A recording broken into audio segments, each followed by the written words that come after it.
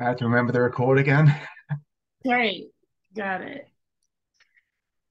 But that's really actually trippy that stuff still happens in Hollywood to this day. Like I thought the Me Too movement would have sort of completely capped it, but I suppose in the lower budget end of stuff, it still happens. I'm sure that, I mean, look, people are getting ousted all over the place in the news rooms, like, oh my gosh, and politics. Um, it's just a rampant weird thing. And, in corporations across America, I think that it's just still going to be unearthed and and look, as long as people think that they can possibly get away with it, they'll try, because predators come from a fantasy world in which they are creating a narrative that doesn't exist with somebody who's not giving them those signals, right? Yeah. That's what a predator is.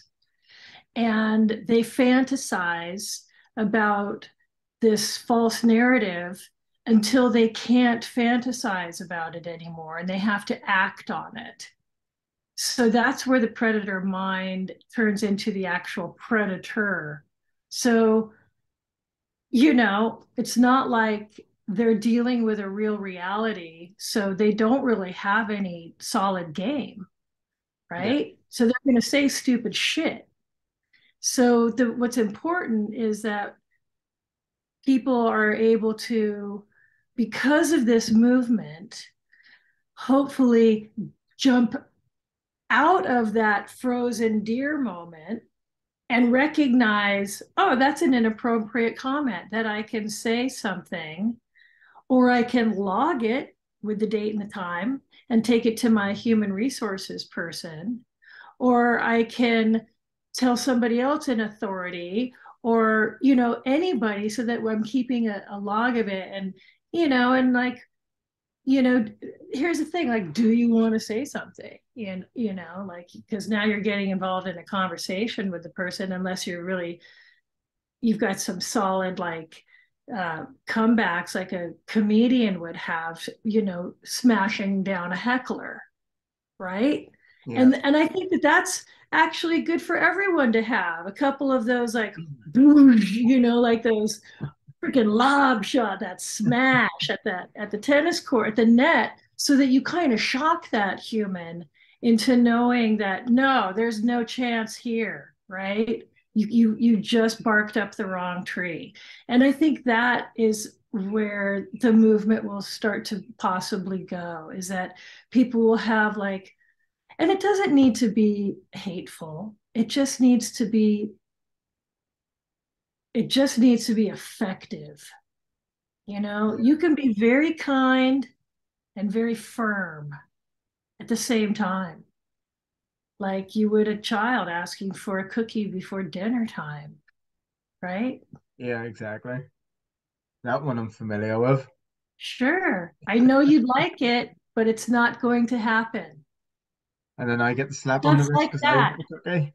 Just like that. If a guy came up to me and said, "Hey, baby, I'd really love to, boink you," or whatever. I'm trying to be cool, not say so many F words and shit. But, like, and I would say, I'm sure you would, but it's not going to happen. That's such a You unique know, word to use, not, boy. yeah. Hey, and by the way, I'm 58 years old. Okay, I started in the business in '83 on hard bodies. I got my SAG card. Well, I think I already had my SAG. I don't remember, but that was my first film, and I was 18, fresh out of high school. And the character, Pretty Skater, she had a line at the get-go where the guy was like, "You're a model, right?" And I'm like, "I want to be, but right now I'm just waiting tables for a living." He's like, "Well, I know a modeling agency and I could take some pictures of you and send them to the modeling agency." Such a, literally, like, this is the fresh off the boat dialogue. And I was like, oh, that sounds cool. Where's the party? You know, because that's where it was going to be. I'll take your headshots at a party. I was like, great. And I get there, and all these other girls that he's like told to come to the party to get their headshots done. And we're all in the bedroom. And then one girl starts taking her top off, and the other, oh, and the guy's like starts taking my picture, and I'm like, your lens cap is on. And he's like, oh, yeah. He goes, well, maybe you want to take your top off. I'm like, I'm not taking my top off. So that was scripted in the dialogue, in the script. And I signed on to do this job. And in that scene, the other girls that are doing their headshots, group headshot. I mean, first of all, okay, like none of this would happen. If it was my daughter, she would never be at that party. So this is like the lesson for the world. Oh, and uh sorry, I'm getting a call from my brother. And I said so all the girls are taking their tops off in the scene.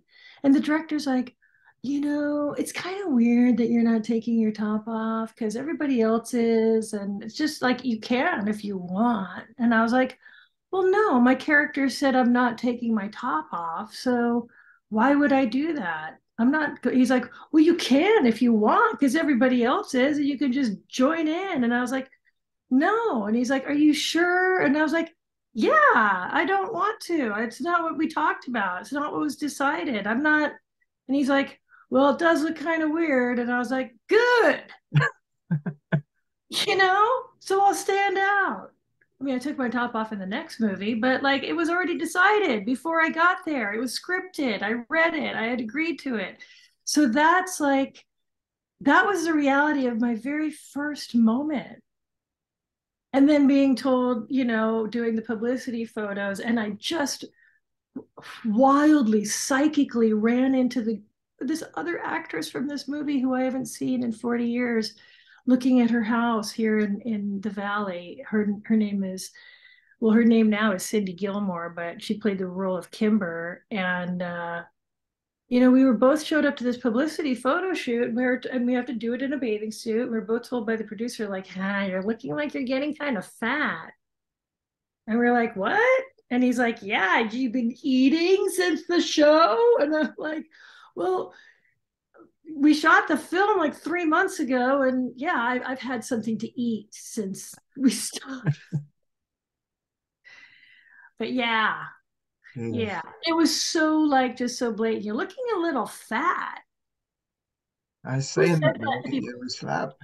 Well, yeah, people like to tell me how skinny I am, which is kind of like the same thing. But I guess I was like, well, it's between skinny and fat. I guess, you know, everybody wants to be skinny, right? And people say that as a compliment. But when you're thin, which is what I am, I'm svelte. I'm like, I've been the same weight forever, which I think is a really great thing. And I work very hard at maintaining my physique or my body, my athleticism, and you know, and it's a habit, it's a discipline now, so it's not hard, but you know, you're kind of like, I don't really need to hear that either. It's like, why are you even commenting on anything other than you look good?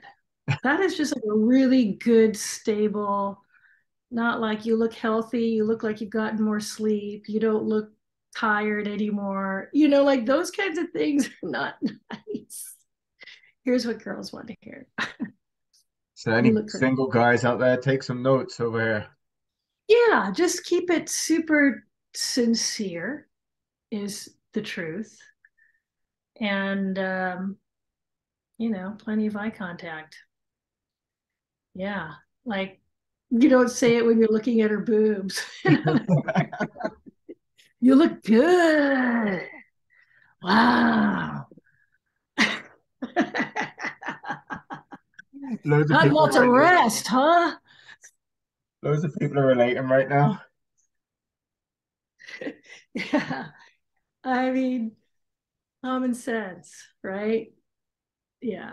So I bet that girl, we both remembered that day so well. I haven't seen her literally in 40 years. And she pulled out the photos. I've got it on my phone. Do you want to see how funny this is? This girl, and she was with me and Grant and Teal Roberts. This girl in the blue bathing suit. Can you see her? Oh yeah. Kimber. And that's Yeah, the one you they bumped both told into. me we're fat when we got to the set. I'm like, oh, dude, this was like back in the 80s when everyone was a twig, right? Yeah, Everyone was, exactly. oh, you gotta look like Cheryl Tiegs, who looks malnourished, who's drinking Tab. And I mean, come on, it was crazy. Now you're like, oh, this Lizzo's wearing this outfit now, right? So she's wearing my bathing suit from Hard Bodies and the little thing. We don't tell her she looks fat. We tell her you're amazing. But over your career, it's you've had an amazing career in every genre going. So what's coming up next? Have we got more action, more horror, more drama? Where are we at? Yes. Yes. Yes. Thank you for asking that question, Jeff, because I like talking about what I'm doing right now because it's very exciting to have this new loop back into my career. I've really been focused and hitting it hard, and I've got some really great stuff that's happening. There's a series called Phoenix that's finding its platform right now, and that's with Laureen Bryce and Grace Byers. And it's a female driven espionage, uh, mind control, human trafficking, action. I mean, there's just so much cool stuff in this show, and I'm really excited to be a part of it. And it's wild because Phoenix the Warrior was like my first action film where I got to play the title role, and I've got like this cyclical loop coming back to like, wow, I feel like I'm starting over all over again. And I've got that same excitement about it. So I'm really excited to see where that goes. And I've got this really cool film with Kristana Loken called Vice and Virtue. And Kristana, as you know, is a female Terminator from T3. And I've worked with her several times. She's one of my very best friends, and she's just great in this role. And we play sisters. And my character is just out of control. Just she's a mental mess, and it's largely due to the drugs that she's addicted to. And then let's see, I've got this movie that I just did with Eric Roberts called Bird's Eye Witness. And that's this crazy. I didn't really say what Vice and Virtue is. Vice and Virtue is a God, how do I describe it? It's well, Vice and Virtue are the two angels. They're the two deciders of life. So they are basically watching life unfold in this very heavy Russian roulette game that these people are playing to save their life or a life of a loved one.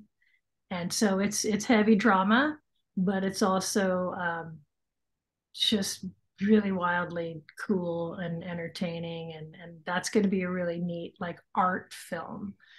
And the movie that I'm working on with Eric Roberts, Bird's Eye Witness. That's about I play a caregiver that runs a retirement senior living home, and my patients have been so well taken care of that nobody's dying.